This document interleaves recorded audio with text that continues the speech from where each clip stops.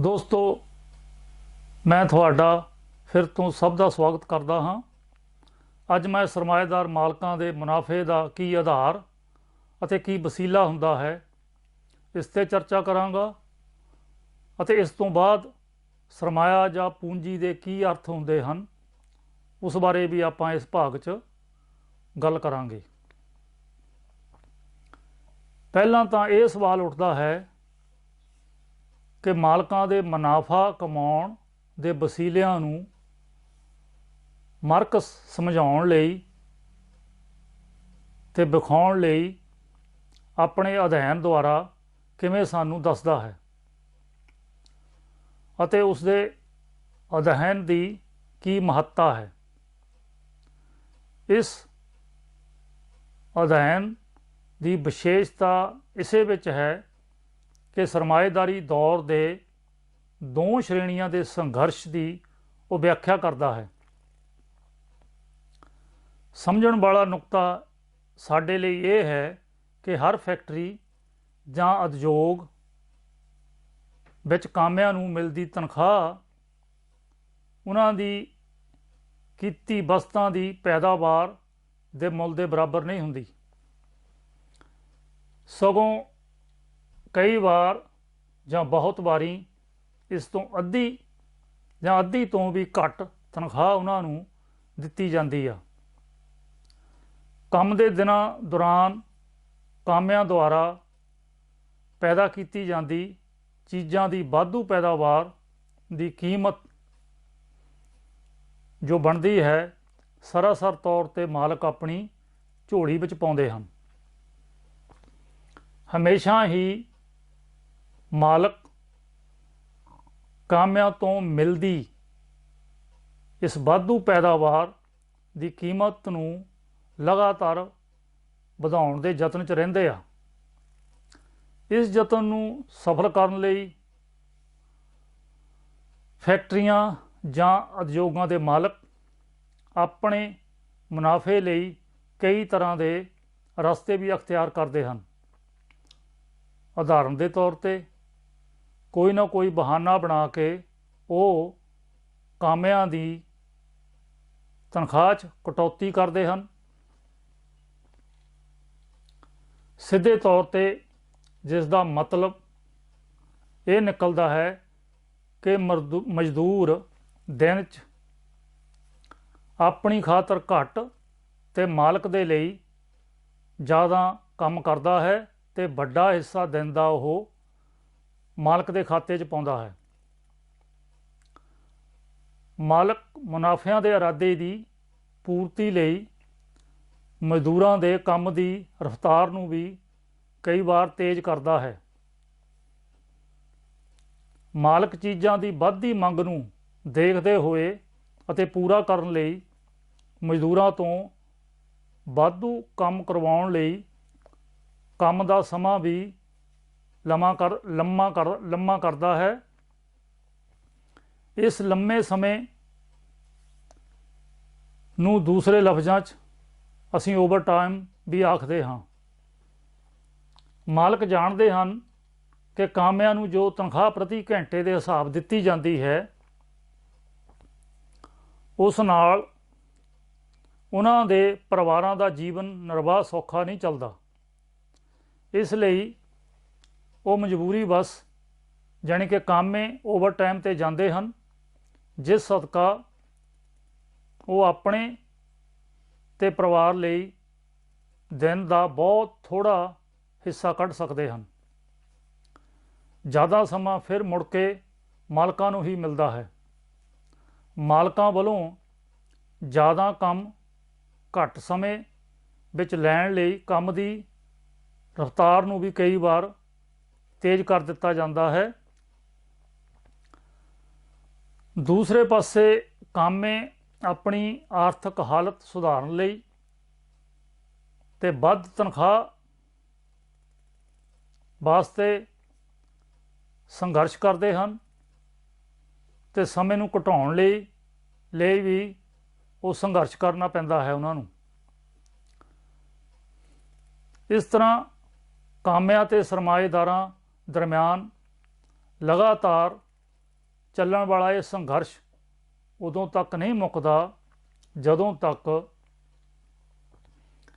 ਪੈਦਾਵਾਰ ਦਾ ਸਰਮਾਏਦਾਰੀ ਪ੍ਰਬੰਧ ਖੜਾ ਰਹਿੰਦਾ ਹੈ ਅਤੇ ਸਰਮਾਏਦਾਰੀ ਪ੍ਰਬੰਧ ਨੂੰ ਖਤਮ ਕਰਕੇ ਸਮਾਜਵਾਦੀ ਪ੍ਰਬੰਧ ਨਹੀਂ ਉਸਰਦਾ। ਟ੍ਰੇਡ ਯੂਨੀਅਨ ਅਤੇ ਮਾਲਕਾਂ ਦੀਆਂ ਜਥੇਬੰਦੀਆਂ ਵੀ ਆਪੋ ਆਪਣੀ ਸ਼੍ਰੇਣੀ ਦੇ ਵੱਡੇ ਹਿੱਸੇ ਨੂੰ ਇੱਕ ਦੂਜੇ ਦੇ ਵਿਰੋਧ ਲਈ ਮੈਦਾਨ 'ਚ ਲੈ ਆਉਂਦੀਆਂ ਹਨ। ਆਖਰ ਕਾਮਿਆਂ ਦੀਆਂ ਰਾਜਨੀਤਿਕ ਜਥੇਬੰਦੀਆਂ ਬਣਨ ਤੋਂ ਬਾਅਦ ਜਦੋਂ ਇਹਨਾਂ ਦਾ ਸਮਾਜ ਵਿੱਚ ਪਸਾਰ ਅਤੇ ਵਿਸਥਾਰ ਹੁੰਦਾ ਹੈ ਤਾਂ ਸਮਾਜ ਵਿਚਲੇ ਲੋਕਾਂ ਦੇ ਹੋਰ ਹਿੱਸੇ ਵੀ ਸਰਮਾਏਦਾਰੀ ਵਰਗ ਦੇ ਖਿਲਾਫ ਹਰਕਤ 'ਚ ਆਉਂਦੇ ਹਨ। ਸਮਾਜ ਵਿਚਲੇ ਲੋਕਾਂ ਦੇ ਹਰਕਤ 'ਚ ਆਉਣ ਸਦਕਾ ਇਹ ਸੰਘਰਸ਼ ਆਪਣੀ ਸਿਖਰ 'ਤੇ ਪਹੁੰਚ ਕੇ ਜਥੇਬੰਦੀ ਦੀ ਅਗਵਾਈ ਵਿੱਚ ਕ੍ਰਾਂਤੀ ਦਾ ਰੂਪ ਧਾਰਦਾ ਹੈ, ਜਿਸ ਦਾ ਮਕਸਦ ਹੁੰਦਾ ਹੈ ਪੂੰਜੀਵਾਦੀ ਪੈਦਾਵਾਰੀ ਪ੍ਰਬੰਧ ਨੂੰ ਖਤਮ ਕਰਕੇ ਇੱਕ ਅਜਿਹਾ ਪੈਦਾਵਾਰੀ ਪ੍ਰਬੰਧ ਸਥਾਪਿਤ ਕੀਤਾ ਜਾਵੇ ਜਿਸ ਵਿੱਚ ਕਾਮੇ ਕਿਸੇ ਵਰਗ ਦੇ ਮੁਨਾਫੇ ਖਾਤਰ ਕੰਮ ਤੇ ਚੀਜ਼ਾਂ ਦੀ ਪੈਦਾਵਾਰ ਨਾ ਕਰਨ। ਇਸ ਨੁਕਤੇ ਦੇ ਹੋਰ ਪਹਿਲੂਆਂ ਨੂੰ ਆਪਾਂ ਅਗਲੇ ਹਿੱਸੇ ਵਿੱਚ ਹੋਰ ਬਰੀਕੀ ਤੇ ਵਿਚਾਰਾਂਗੇ। ਇੱਥੇ ਜ਼ਰੂਰੀ ਪੱਖ ਇਹ ਹੈ ਕਿ ਸਰਮਾਏਦਾਰੀ ਪ੍ਰਬੰਧ ਥੱਲੇ ਉੱਠਣ ਵਾਲਾ ਇਹ ਸੰਘਰਸ਼ ਅਸਲ ਵਿੱਚ ਸਰਮਾਏਦਾਰੀ ਪੈਦਾਵਾਰ ਦੇ ਪ੍ਰਬੰਧ ਦਾ ਕਿਰਦਾਰ ਹੀ ਹੁੰਦਾ ਹੈ ਅਤੇ ਇਸ ਪੈਦਾਵਾਰ ਦੇ ਢੰਗਾਂ ਵਿਚਲੇ ਵਿਰੋਧਾਂ ਕਾਰਨ ਇਹ ਸਰਮਾਏਦਾਰੀ ਪ੍ਰਬੰਧ ਦੇ ਵਿੱਚ ਪੈਦਾ ਹੁੰਦਾ ਅਤੇ ਉਸ ਤੋਂ ਬਾਅਦ ਇਹ ਦੋ ਸ਼੍ਰੇਣੀਆਂ ਦੇ ਵਿਰੋਧੀ ਹਿੱਤਾਂ ਕਾਰਨ ਸਾਹਮਣੇ ਆਉਂਦਾ ਹੈ। ਸਰਮਾਏਦਾਰੀ ਵਰਗ ਆਪਣੇ ਹਿੱਤਾਂ ਲਈ ਕਾਮਾ ਸ਼੍ਰੇਣੀ ਆਪਣੇ ਹਿੱਤਾਂ ਖਾਤਰ ਇੱਕ ਦੂਜੇ ਦੇ ਵਿਰੋਧਾਂ 'ਚ ਸਾਹਮਣੇ ਆਉਂਦੇ ਹਨ। ਸਰਮਾਏਦਾਰੀ ਵਰਗ ਆਪਣੇ ਹਿੱਤਾਂ ਲਈ ਤੇ ਕਾਮਾ ਸ਼੍ਰੇਣੀ ਆਪਣੇ ਹਿੱਤਾਂ ਖਾਤਰ ਇੱਕ ਦੂਜੇ ਦੇ ਵਿਰੋਧ 'ਚ ਸਾਹਮਣੇ ਆਉਂਦੇ ਹਨ। ਕਾਮਿਆਂ ਦੀਆਂ ਤਨਖਾਹਾਂ ਦੀ ਵਿਚਾਰ ਚਰਚਾ ਕਰਨ ਤੋਂ ਬਾਅਦ ਹੁਣ ਅਸੀਂ ਸਰਮਾਏ ਜਾਂ ਪੂੰਜੀ ਦੇ ਅਧਿਐਨ ਵੱਲ ਜਾਂਦੇ ਹਾਂ ਤੇ ਉਸ ਬਾਰੇ ਗੱਲਬਾਤ ਕਰਾਂਗੇ। ਸਭ ਤੋਂ ਪਹਿਲਾਂ ਇਹ ਜ਼ਰੂਰੀ ਤੌਰ 'ਤੇ ਨੋਟ ਕੀਤਾ ਜਾਵੇ ਕਿ ਚੀਜ਼ਾਂ ਦੀ ਪੈਦਾਵਾਰ ਦੌਰਾਨ ਕਾਮਿਆਂ ਦਾ ਕੀਤਾ ਪੈਦਾਵਾਰ ਦੇ ਰੂਪ 'ਚ ਵਾਧੂ ਮੁੱਲ ਸਾਰੇ ਦਾ ਸਾਰਾ ਫੈਕਟਰੀ ਦਾ ਮਾਲਕ ਨਹੀਂ ਰੱਖਦਾ। ਇਸ ਵਾਧੂ ਮੁੱਲ ਦੀ ਹੋਈ ਚੀਜ਼ਾਂ ਦੀ ਪੈਦਾਵਾਰ 'ਚੋਂ ਹੋਏ ਮੁਨਾਫੇ ਵਿੱਚੋਂ ਵੱਖੋ ਵੱਖਰੇ ਸਰਮਾਏਦਾਰ ਗਰੁੱਪ ਆਪੋ ਆਪਣਾ ਹਿੱਸਾ ਲੈਂਦੇ ਹਨ। ਜਿਵੇਂ ਕਿ ਜਿਸ ਭੂਮੀ 'ਤੇ ਫੈਕਟਰੀ ਲੱਗੀ ਹੋਵੇ ਜਾਂ ਉਦਯੋਗ ਲੱਗਾ ਹੋਵੇ ਉਸ ਦਾ ਕਿਰਾਇਆ ਕਿਰਾਏਦਾਰ ਨੂੰ ਦੇਣਾ, ਬੈਂਕ ਦੇ ਕਰਜ਼ੇ ਦਾ ਜੋ ਵਿਆਜ ਪੈਂਦਾ ਉਸ ਦਾ ਭੁਗਤਾਨ ਕਰਨਾ ਅਤੇ ਵਪਾਰਕ ਦਲਾਲਾਂ ਦੇ ਬਣਦੇ ਹਿੱਸੇ ਦੇਣ ਤੋਂ ਬਾਅਦ ਜੋ ਬਚਦਾ ਹੈ ਉਦਯੋਗ ਮਾਲਕ ਦਾ ਅਸਲ 'ਚ ਉਹੀ ਮੁਨਾਫਾ ਹੁੰਦਾ ਹੈ। ਸਗੋਂ ਇਸ ਦਾ ਅਰਥ ਇਹ ਵੀ ਨਿਕਲਦਾ ਹੈ ਕਿ ਸਾਰੇ ਸਰਮਾਏਦਾਰ ਗਰੁੱਪਾਂ ਦਰਮਿਆਨ ਮੁਨਾਫਿਆਂ ਦੀ ਵੰਡ ਨੂੰ ਲੈ ਕੇ ਆਪਸ ਵਿੱਚ ਅੰਦਰ ਖਾਤੇ ਇੱਕ ਸੰਘਰਸ਼ ਚੱਲਦਾ ਰਹਿੰਦਾ ਹੈ।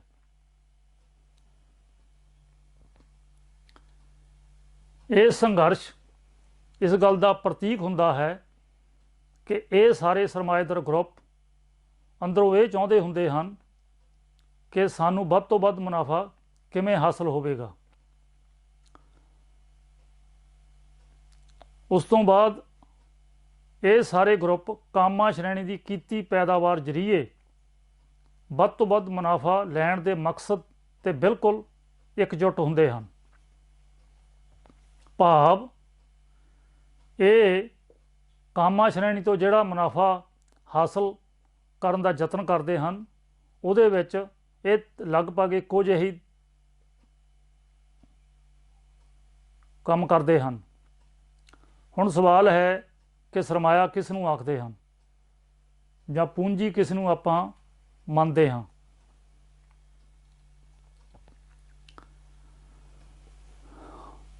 ਪੂੰਜੀ ਦੇ ਕਈ ਰੂਪ ਹੋ ਸਕਦੇ ਹਨ, ਜਿਵੇਂ ਕਿ ਫੈਕਟਰੀ 'ਚ ਲੱਗੀ ਮਸ਼ੀਨਰੀ, ਇਮਾਰਤਾਂ, ਕੱਚਾ ਮਾਲ, ਫਿਊਲ ਅਤੇ ਪੈਦਾਵਾਰ ਕਰਨ ਦੇ ਹੋਰ ਲੋੜੀਂਦੇ ਸਾਜੋ ਸਮਾਨ ਆਦਿ। ਇਹ ਪੈਦਾਵਾਰ ਕਰਨ ਦੇ ਬਦਲੇ ਕਾਮਿਆਂ ਨੂੰ ਤਨਖਾਹ ਦੇ ਰੂਪ 'ਚ ਦਿੱਤਾ ਧਨ ਵੀ ਹੋ ਸਕਦਾ ਹੈ। ਧਿਆਨ ਨਾਲ ਸਮਝਣ ਦਾ ਨੁਕਤਾ ਇਹ ਹੈ ਕਿ ਜੋ ਪਹਿਲਾਂ ਪੂੰਜੀ ਦਾ ਰੂਪ ਦੱਸਿਆ ਗਿਆ ਹੈ, ਜਿਸ ਵਿੱਚ ਫੈਕਟਰੀ ਦੀ ਮਸ਼ੀਨਰੀ, ਇਮਾਰਤਾਂ ਅਤੇ ਹੋਰ ਸਾਜੋ ਸਮਾਨ, ਇੱਥੋਂ ਤੱਕ ਸਾਰਾ ਧਨ ਵੀ ਸਰਮਾਇਆ ਨਹੀਂ।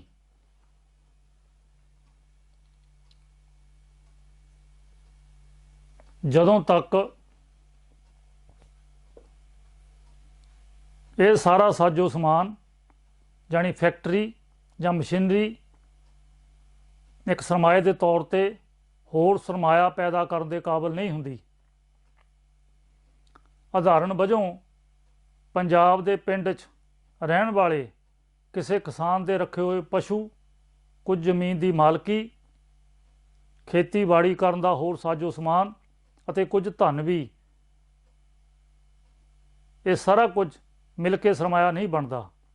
ਜੇਕਰ ਉਹ ਕਿਸਾਨ ਕਿਸੇ ਦਾ ਮਾਲਕ ਨਹੀਂ, ਸਿਰਫ ਆਪਣੇ ਆਪ ਦਾ ਹੀ ਮਾਲਕ ਹੈ, ਤਾਂ ਉਸ ਦੀ ਸਾਰੀ ਜਾਇਦਾਦ ਸਰਮਾਇਆ ਨਹੀਂ ਬਣਦੀ। ਮੁੱਕਦੀ ਗੱਲ, ਕਿਸੇ ਵੀ ਪ੍ਰਕਾਰ ਦੀ ਜਾਇਦਾਦ ਆਰਥਿਕ ਰੂਪ 'ਚ ਉਦੋਂ ਐਸੈਟ ਜਾਣੀ ਕਿ ਪੂੰਜੀ ਬਣਦੀ ਹੈ ਜਦੋਂ ਵਾਧੂ ਮੁੱਲ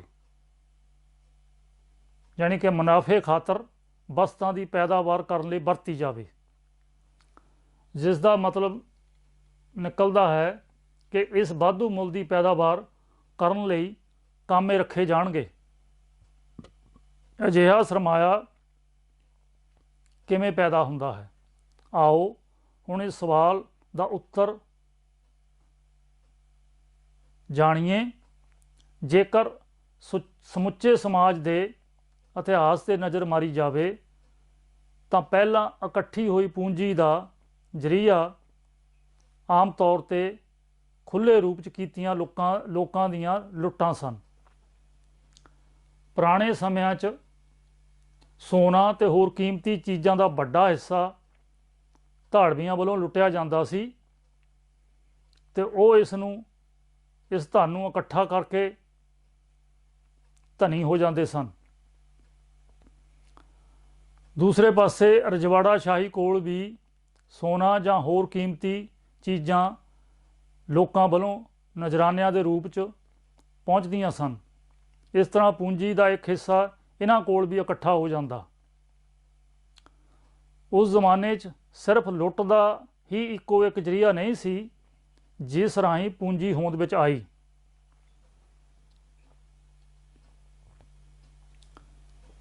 ਉਦਾਹਰਣ ਦੇ ਤੌਰ 'ਤੇ ਇੰਗਲੈਂਡ ਦੇ ਅੰਦਰ ਜ਼ਮੀਨ ਬਲਗਣ ਸੰਬੰਧੀ ਕਾਨੂੰਨ ਜਿਵੇਂ ਕਿ ਐਨਕਲੋਜ਼ਰ ਐਕਟਸ ਰਾਹੀਂ ਸਰਮਾਏਦਾਰ ਕਿਸਾਨਾਂ ਦੇ ਫਾਇਦੇ ਖਾਤਰ ਸਾਂਝੀਆਂ ਜ਼ਮੀਨਾਂ ਖੋਹ ਲਈਆਂ ਗਈਆਂ। ਬਰਤਾਨੀਆ ਦੀ ਸਰਕਾਰ ਦੇ ਬਣਾਏ ਅਜਿਹੇ ਕਾਨੂੰਨਾਂ ਦੇ ਯਤਨਾਂ ਨਾਲ ਕਿਸਾਨਾਂ ਨੂੰ ਜੀਵਨ ਨਿਰਵਾਹ ਦੇ ਵਸੀਲਿਆਂ ਤੋਂ ਬੇਹੂਣੇ ਕਰਕੇ ਕਿਰਤੀ ਸ਼੍ਰੇਣੀ ਦਾ ਰੂਪ ਦੇ ਦਿੱਤਾ ਗਿਆ। ਉਹ ਕਿਰਤੀ ਜਿਨ੍ਹਾਂ ਕੋਲ ਉਹਨਾਂ ਦੀਆਂ ਜ਼ਮੀਨਾਂ ਖੋਹ ਲਈਆਂ ਗਈਆਂ ਸਨ, ਆਪਣੇ ਜੀਵਨ ਨਿਰਵਾਹ ਲਈ ਮਜਬੂਰ ਹੋ ਕੇ ਨਵੇਂ ਸਰਮਾਏਦਾਰ ਕਿਸਾਨ ਮਾਲਕਾਂ ਦੇ ਮੁਨਾਫੇ ਖਾਤਰ ਕੰਮ ਕਰਨਾ, ਕਿਉਂਕਿ ਉਹਨਾਂ ਕੋਲ ਜੀਵਨ ਨਿਰਵਾਹ ਦਾ ਹੋਰ ਕੋਈ ਚਾਰਾ ਹੀ ਨਹੀਂ ਬਚਿਆ। ਮਾਰਕਸ ਦਰਸਾਉਂਦਾ ਹੈ ਕਿ ਸਰਮਾਏ ਦਾ ਮੁੱਢਲੇ ਰੂਪ 'ਚ ਇਕੱਠਾ ਹੋਣ ਦਾ ਜ਼ਰੀਆ ਇਹੋ ਹੀ ਸੀ। ਮਾਰਕਸ ਉਸ ਪ੍ਰਚਲਿਤ ਕਹਾਣੀ ਦਾ ਮਖੌਲ ਵੀ ਉਡਾਉਂਦਾ ਹੈ ਕਿ ਸਰਮਾਏਦਾਰ ਮੂਲ ਰੂਪ 'ਚ ਸੰਜਮੀ ਹੁੰਦੇ ਹਨ, ਜਾਂ ਕਹਿ ਲਓ ਕਿ ਸੰਜਮੀ ਲੋਕ ਹੁੰਦੇ ਹਨ, ਜਿਨ੍ਹਾਂ ਨੇ ਆਪਣੀ ਥੋੜ੍ਹੀ ਥੋੜ੍ਹੀ ਕਮਾਈ ਕਰਕੇ ਬੱਚਤ ਕੀਤੀ ਅਤੇ ਧਨ ਇਕੱਠਾ ਕਰ ਲਿਆ। ਸਰਮਾਏ ਦੇ ਪਹਿਲੇ ਭਾਗ 'ਚ ਮਾਰਕਸ ਆਖਦਾ ਹੈ, ਜਿਸ ਤਰ੍ਹਾਂ ਇਹ ਪੂੰਜੀ ਮੁੱਢਲੇ ਰੂਪ 'ਚ ਇਕੱਠੀ ਹੋਈ, ਇਸਨੇ ਜੋ ਭੂਮਿਕਾ ਰਾਜਨੀਤਿਕ ਆਰਥਿਕਤਾ 'ਚ ਨਿਭਾਈ, ਇਕੱਠੀ ਹੋਈ ਪੂੰਜੀ ਨੇ ਉਹੀ ਭੂਮਿਕਾ ਇਸ ਤੋਂ ਪਹਿਲਾਂ ਧਰਮ ਸ਼ਾਸਤਰ ਦੇ ਖੇਤਰ 'ਚ ਵਿਗੜੇ ਹੋਏ ਰੂਪ ਵਿੱਚ ਨਿਭਾਈ ਸੀ। ਬਹੁਤ ਸਮਾਂ ਪਹਿਲਾਂ ਇੱਥੇ ਸਮਾਜ 'ਚ ਦੋ ਕਿਸਮ ਦੇ ਲੋਕ ਸਨ। ਇੱਕ ਉਹ ਜਿਹੜੇ ਮਿਹਨਤੀ, ਬੁੱਧੀਮਾਨ ਅਤੇ ਸਭ ਤੋਂ ਸੰਜਮੀ ਅਮੀਰ ਲੋਕ ਸਨ। ਦੂਜੇ ਕਿਸਮ ਦੇ ਥੋੜ੍ਹੇ ਵਿਹਲੜ ਅਤੇ ਸੁਸਤ ਕਿਸਮ ਦੇ ਲੋਕ ਰਹਿੰਦੇ ਸਨ। ਇਸ ਤਰ੍ਹਾਂ ਪਹਿਲੀ ਕਿਸਮ ਦੇ ਲੋਕਾਂ ਨੇ ਧਨ ਹੋਰ ਜੋੜਿਆ ਅਤੇ ਆਖਰ ਦੂਜੀ ਕਿਸਮ ਦੇ ਲੋਕਾਂ ਨੂੰ ਆਪਣਾ ਆਪ ਇਹਨਾਂ ਧਨੀ ਲੋਕਾਂ ਕੋਲ ਵੇਚਣਾ ਪਿਆ। ਜਦੋਂ ਤੋਂ ਸਮਾਜ ਵਿੱਚ ਇਹ ਗੁਨਾਹ ਹੋਣਾ ਸ਼ੁਰੂ ਹੋਇਆ, ਉਸ ਦਿਨ ਤੋਂ ਸਾਧਨ ਵਿਹੂਣੇ ਲੋਕ ਅੱਜ ਤੱਕ ਹੱਡ ਭੰਨਵੀਂ ਮਿਹਨਤ ਕਰਦੇ ਆਏ ਹਨ। ਇਸ ਦੇ ਬਾਵਜੂਦ ਵੀ ਵੱਡਾ ਤਬਕਾ ਗਰੀਬੀ 'ਚ ਟਤਾੜਿਆ ਜਾ ਰਿਹਾ ਹੈ। ਇਹਨਾਂ ਲੋਕਾਂ ਕੋਲ ਸਰੀਰਕ ਮੁਸ਼ੱਕਤ ਵੇਚਣ ਤੋਂ ਇਲਾਵਾ ਹੋਰ ਕੋਈ ਚਾਰਾ ਨਹੀਂ ਬਚਦਾ। ਇਸ ਦੇ ਉਲਟ ਮੁੱਠੀ ਭਰ ਲੋਕ ਪਾਸ ਧਨ ਵੱਧਦਾ ਜਾ ਰਿਹਾ ਹੈ, ਭਾਵੇਂ ਇਹਨਾਂ ਲੋਕਾਂ ਨੇ ਬਹੁਤ ਚਿਰ ਪਹਿਲਾਂ ਆਪਣੇ ਹੱਥੀਂ ਕੰਮ ਕਰਨਾ ਛੱਡ ਦਿੱਤਾ ਸੀ। ਪਰ ਪੂੰਜੀ ਇਕੱਠੀ ਹੋਣ ਦੇ ਪਹਿਲੇ ਪੜਾਅ 'ਤੇ ਨਹੀਂ ਰੁਕੀ, ਸਗੋਂ ਇਸ ਦਾ ਇਹ ਵਰਤਾਰਾ ਤੇਜ਼ੀ ਨਾਲ ਵੱਧਦਾ ਰਿਹਾ ਅਤੇ ਪੂੰਜੀ ਇਕੱਠੀ ਹੁੰਦੀ ਰਹੀ। ਇੱਥੇ ਹੁਣ ਇਹ ਸਵਾਲ ਉੱਠਦਾ ਹੈ, ਜੇਕਰ ਮੁੱਢਲੀ ਪੂੰਜੀ ਦਾ ਮੁੱਢ ਲੁੱਟਾਂ ਖੋਹਾਂ ਜਾਂ ਸੰਜਮੀ ਧਨੀ ਲੋਕ ਸਨ, ਤਾਂ ਉਸ ਤੋਂ ਬਾਅਦ ਵਾਧੂ ਪੂੰਜੀ ਦਾ ਸਰੋਤ ਕੀ ਹੈ? ਉਹ ਕਿੱਥੋਂ ਆਉਂਦੀ ਹੈ? ਜੋ ਮੁੱਢਲੇ ਪੜਾਅ ਤੋਂ ਇਕੱਠੀ ਹੁੰਦੀ ਆ ਰਹੀ ਹੈ। ਮਾਰਕਸ ਜਵਾਬ 'ਚ ਆਖਦਾ ਹੈ, ਪੂੰਜੀ ਦੇ ਲਗਾਤਾਰ ਇਕੱਠੀ ਹੋਣ ਦਾ ਸਰੋਤ ਅਸਿੱਧੀ ਲੁੱਟ, ਉਹ ਲੁੱਟ ਜਿਹੜੀ ਤੁਹਾਨੂੰ ਸਿੱਧੇ ਰੂਪ 'ਚ ਦਿਖਾਈ ਨਹੀਂ ਦਿੰਦੀ। ਉਦਾਹਰਣ ਦੇ ਤੌਰ 'ਤੇ ਕਾਮਿਆਂ ਤੋਂ ਵਧੇਰੇ ਕੰਮ ਲੈਣਾ ਅਤੇ ਇਹਨਾਂ ਵਾਧੂ ਘੰਟਿਆਂ 'ਚ ਹੋਈ ਵਾਧੂ ਮੁੱਲ ਦੀ ਪੈਦਾਵਾਰ ਨੂੰ ਮੁਨਾਫੇ ਦੇ ਤੌਰ 'ਤੇ ਕੱਢਣਾ ਅਤੇ ਰੱਖਣਾ। ਸਰਮਾਏਦਾਰ ਇਸ ਵਾਧੂ ਮੁੱਲ ਅਰਥਾਤ ਮੁਨਾਫੇ ਦੇ ਇੱਕ ਹਿੱਸੇ ਨੂੰ ਆਪਣੇ ਜੀਵਨ ਨਿਰਵਾਹ ਦੇ ਰੱਖ ਰਖਾਓ ਲਈ ਵਰਤਦਾ ਹੈ ਅਤੇ ਬਾਕੀ ਬਚਦੇ ਹਿੱਸੇ ਨੂੰ ਨਵੇਂ ਸਰਮਾਏ ਵਜੋਂ ਪਹਿਲੇ ਬਚੇ ਹੋਏ ਸਰਮਾਏ ਵਿੱਚ ਜੋੜਦਾ ਹੈ।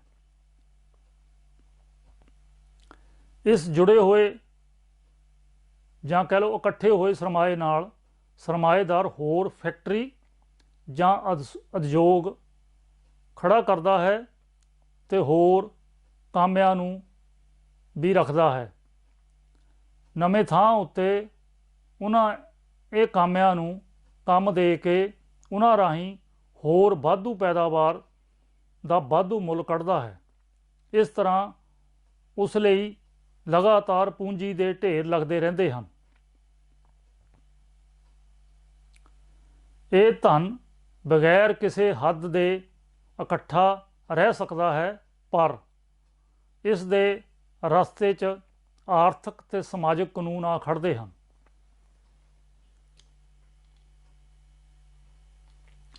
ਸਮਾਂ ਬੀਤ ਕੇ ਅੰਤ ਨੂੰ ਇਸ ਦੇ ਰਸਤੇ 'ਚ ਜਿਹੜਾ ਸਭ ਤੋਂ ਖਾਸ ਅੜਿੱਕਾ ਬਣਦਾ ਹੈ ਉਹ ਹੈ ਸਰਮਾਏਦਾਰੀ ਸ਼੍ਰੇਣੀ ਦੇ ਖਿਲਾਫ ਕਿਰਤੀ ਵਰਗ ਦਾ ਸੰਘਰਸ਼, ਜੋ ਸਮੇਂ-ਸਮੇਂ 'ਤੇ ਸਰਮਾਏ ਦੇ ਹੋ ਰਹੇ ਅੰਧਾਧੁੰਦ ਵਾਧੇ ਦੇ ਤਰੀਕੇ ਨੂੰ ਜੜ੍ਹੋਂ ਹਿਲਾ ਸੁੱਟਦਾ ਹੈ। ਆਖਰ ਨੂੰ ਸਰਮਾਏਦਾਰੀ ਢੰਗ ਨਾਲ ਹੋ ਰਹੀ ਹਰ ਪ੍ਰਕਾਰ ਦੀ ਚੀਜ਼ਾਂ ਦੀ ਪੈਦਾਵਾਰ ਦੇ ਅੰਤ ਦਾ ਸਬੱਬ ਵੀ ਬਣਦਾ ਹੈ। ਜੇਕਰ ਅਸੀਂ ਹੋਰ ਖੋਜ ਪੜਤਾਲ ਕਰੀਏ ਤਾਂ ਸਮਝ ਆਉਂਦਾ ਹੈ ਕਿ ਸ਼੍ਰੇਣੀ ਸੰਘਰਸ਼ ਤੋਂ ਇਲਾਵਾ ਵੀ ਸਰਮਾਏਦਾਰੀ ਪ੍ਰਬੰਧ ਦੇ ਸ਼ਾਂਤਮਈ ਰਾਹ ਦੇ ਵਿਕਾਸ ਵਿੱਚ ਕਈ ਹੋਰ ਪ੍ਰਕਾਰ ਦੇ ਅੜਿੱਕੇ ਵੀ ਆਉਂਦੇ ਰਹਿੰਦੇ ਹਨ। ਅਸਲ ਵਿੱਚ ਇਹ ਅੜਿੱਕੇ ਸਰਮਾਏਦਾਰੀ ਪ੍ਰਬੰਧ ਦੇ ਆਪਣੇ ਹੀ ਢਾਂਚੇ ਵਿੱਚੋਂ ਰੂਪ ਧਾਰਨ ਕਰਦੇ ਹਨ ਤੇ ਸਮਾਂ ਪਾ ਕੇ ਆਰਥਿਕ ਸੰਕਟ ਪੈਦਾ ਹੁੰਦਾ ਹੈ, ਜੋ ਪੂੰਜੀ ਦੇ ਵਿਸਥਾਰ ਤੇ ਪਸਾਰ ਨੂੰ ਬੰਨ੍ਹ ਲਾਉਂਦਾ ਹੈ। ਪਹਿਲੇ ਸਾਲਾਂ 'ਚ ਸਰਮਾਏਦਾਰਾਂ ਦੀ ਜੋੜੀ ਪੂੰਜੀ ਦੇ ਵੱਡੇ ਹਿੱਸੇ ਦੀ ਤਬਾਹੀ ਦਾ ਇਹ ਸੰਕਟ ਨਤੀਜਾ ਬਣਦਾ ਹੈ, ਜਿਵੇਂ ਕਿ ਇਸ ਵਰਤਮਾਨ ਸਮੇਂ 'ਚ ਕਰੋਨਾ ਮਹਾਮਾਰੀ ਦੀ ਵਜ੍ਹਾ ਕਰਕੇ ਆਰਥਿਕ ਸੰਕਟ ਆਉਣ ਦੀ ਸੰਭਾਵਨਾ ਬਣੀ ਹੋਈ ਹੈ। ਏਅਰਲਾਈਨਾਂ ਤੇ ਹੋਰ ਕੰਪਨੀਆਂ ਕਰੋਨਾ ਮਹਾਮਾਰੀ ਕਰਕੇ ਹੋਈ ਤਾਲਾਬੰਦੀ ਨੂੰ ਕੁਝ ਹੀ ਮਹੀਨੇ ਹੋਏ ਹਨ, ਜਿਸ ਦਾ ਬਹਾਨਾ ਬਣਾ ਕੇ ਹਜ਼ਾਰਾਂ ਕਾਮਿਆਂ ਨੂੰ ਕੰਮ ਤੋਂ ਵਾਂਝਿਆ ਕਰ ਦਿੱਤਾ ਗਿਆ। ਇਸ ਵੇਲੇ ਉਹਨਾਂ ਕੋਲ ਮੁਨਾਫੇ ਦੇ ਤੌਰ 'ਤੇ ਇਕੱਠੀ ਹੋਈ ਪੂੰਜੀ ਦਾ ਹਿੱਸਾ ਤਬਾਹ ਹੋ ਰਿਹਾ ਹੈ। ਅਜਿਹੇ ਆਰਥਿਕ ਸੰਕਟ ਬਾਰੇ ਮਾਰਕਸ ਕਮਿਊਨਿਸਟ ਮੈਨੀਫੈਸਟੋ, ਜਿਹੜਾ ਕਿ ਉਸਨੇ 1848 ਵਿੱਚ ਲਿਖਿਆ ਸੀ, ਉਸ ਵਿੱਚ ਆਖਦਾ ਹੈ, ਇਹ ਆਰਥਿਕ ਸੰਕਟ ਮਹਾਮਾਰੀ ਵਾਂਗ ਫੁੱਟਦੇ ਹਨ। ਦੇਖਣ ਨੂੰ ਪਹਿਲੇ ਜ਼ਮਾਨਿਆਂ 'ਚ ਇਹ ਆਪ ਹੁਦਰੇ ਜਾਪਦੇ ਸਨ, ਅਸਲ 'ਚ ਇਹ ਵਾਧੂ ਪੈਦਾਵਾਰ ਦੀ ਮਹਾਮਾਰੀ ਹੀ ਹੁੰਦੀ ਹੈ। ਮਾਰਕਸ ਦੇ ਇਸ ਕਥਨ ਅਨੁਸਾਰ ਜੇਕਰ ਅਸੀਂ ਵਰਤਮਾਨ ਸਮੇਂ ਵਿੱਚ ਝਾਤ ਮਾਰੀਏ ਤਾਂ ਸਪਸ਼ਟ ਹੋ ਜਾਂਦਾ ਹੈ ਕਿ ਜਿਵੇਂ ਕਾਰ ਜਾਂ ਹੋਰ ਕਈ ਪ੍ਰਕਾਰ ਦੀ ਇੰਡਸਟਰੀ ਵਿੱਚ ਹੋ ਰਹੀ ਵਾਧੂ ਪੈਦਾਵਾਰ ਆਰਥਿਕ ਸੰਕਟ ਦੀ ਮਹਾਮਾਰੀ ਨੂੰ ਸੱਦਾ ਦੇ ਰਹੀ ਹੈ। ਜਗੀਰਦਾਰੀ ਸਮਾਜ ਵਿੱਚ ਅਨਾਜ ਦੀ ਰਿਕਾਰਡ ਤੋੜ ਪੈਦਾਵਾਰ ਹੋਣ ਦਾ ਮਤਲਬ ਸੀ ਕਿ ਹਰੇਕ ਨੂੰ ਲੋੜ ਅਨੁਸਾਰ ਅਨਾਜ ਪ੍ਰਾਪਤ ਹੋਵੇ, ਪਰ ਸਰਮਾਏਦਾਰੀ 'ਚ ਸ਼ਾਇਦ ਇਸ ਦਾ ਅਰਥ ਹੈ ਉਹਨਾਂ ਮਜ਼ਦੂਰਾਂ ਜਾਂ ਕਾਮਿਆਂ ਲਈ ਭੁੱਖਮਰੀ ਜਿਨ੍ਹਾਂ ਕੋਲੋਂ ਰੁਜ਼ਗਾਰ ਖੋਹ ਲਿਆ ਗਿਆ, ਕਿਉਂਕਿ ਹੁਣ ਉਹਨਾਂ ਕੋਲ ਧਨ ਨਹੀਂ ਹੈ, ਜਿਸ ਕਰਕੇ ਅਨਾਜ ਉਹਨਾਂ ਨੂੰ ਵੇਚਿਆ ਨਹੀਂ ਜਾ ਸਕਦਾ। ਸਰਮਾਏਦਾਰੀ ਸੰਕਟ ਦਾ ਰੂਪ ਉਦੋਂ ਸਾਹਮਣੇ ਆਇਆ ਜਦੋਂ ਵਪਾਰਕ ਮੰਡੀਆਂ ਨੂੰ ਇੱਕ ਦੂਜੇ ਤੋਂ ਹਥਿਆਉਣ ਲਈ ਦੋ ਮਹਾਯੁੱਧ ਕੀਤੇ ਗਏ। ਸਰਮਾਏਦਾਰੀ ਦਾ ਇਹ ਨਿਯਮ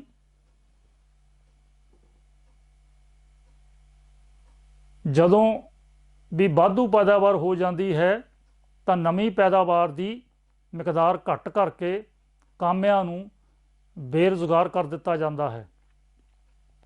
ਸੁਭਾਵਿਕ ਹੀ ਬਾਜ਼ਾਰ 'ਚ ਵਾਧੂ ਪੈਦਾਵਾਰ ਜਾਣ ਨਾਲ ਬਜ਼ਾਰੂ ਮੰਗ 'ਚ ਕਮੀ ਲਿਆਂਦੀ ਜਾਂਦੀ ਹੈ। ਜਿਸ ਦਾ ਸਿੱਧਾ ਅਰਥ ਹੈ ਕਿ ਨਵੀਆਂ ਫੈਕਟਰੀਆਂ ਜਾਂ ਉਦਯੋਗ ਨਹੀਂ ਉਸਾਰੇ ਜਾਣਗੇ, ਭਾਵੇਂ ਕਿ ਰੁਜ਼ਗਾਰ ਤੋਂ ਵਾਂਝੇ ਕਾਮਿਆਂ ਦੇ ਪਰਿਵਾਰ ਭੁੱਖ ਅਤੇ ਬਿਮਾਰੀ ਨਾਲ ਲੜ ਰਹੇ ਹੋਣ। ਜਿਵੇਂ ਹੀ ਪੈਦਾਵਾਰ ਦਾ ਵਾਧਾ ਸ਼ੁਰੂ ਹੁੰਦਾ ਹੈ, ਉਸ ਦੇ ਨਾਲ ਵਪਾਰ ਵੀ ਪਸਰਦਾ ਹੈ। ਇਸ ਲਈ ਰੁਜ਼ਗਾਰ ਦੇ ਹੋਰ ਮੌਕੇ ਪੈਦਾ ਹੁੰਦੇ ਹਨ।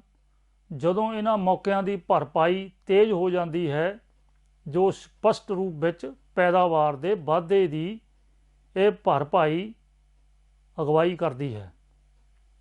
ਕੁਝ ਸਮੇਂ ਤੋਂ ਬਾਅਦ ਜਦੋਂ ਇੱਕ ਵਾਰ ਫਿਰ ਅਚਾਨਕ ਜ਼ਿਆਦਾ ਪੈਦਾਵਾਰ ਹੁੰਦੀ ਹੈ, ਉਹੀ ਸੰਕਟ ਫਿਰ ਤੋਂ ਵਾਪਰਦਾ ਹੈ। ਇਸ ਤਰ੍ਹਾਂ ਦਾ ਵਰਤਾਰਾ ਮੁੜ ਮੁੜ ਕੇ ਹੁੰਦਾ ਰਹਿੰਦਾ ਹੈ। ਅਗਲੇ ਭਾਗ ਵਿੱਚ ਦੋਸਤੋ ਇਹਨਾਂ ਆਰਥਿਕ ਸੰਕਟਾਂ ਦੇ ਕਾਰਨਾਂ 'ਤੇ ਵਿਚਾਰ ਕਰਾਂਗੇ। ਤਦ ਤੱਕ ਲਈ ਧੰਨਵਾਦ।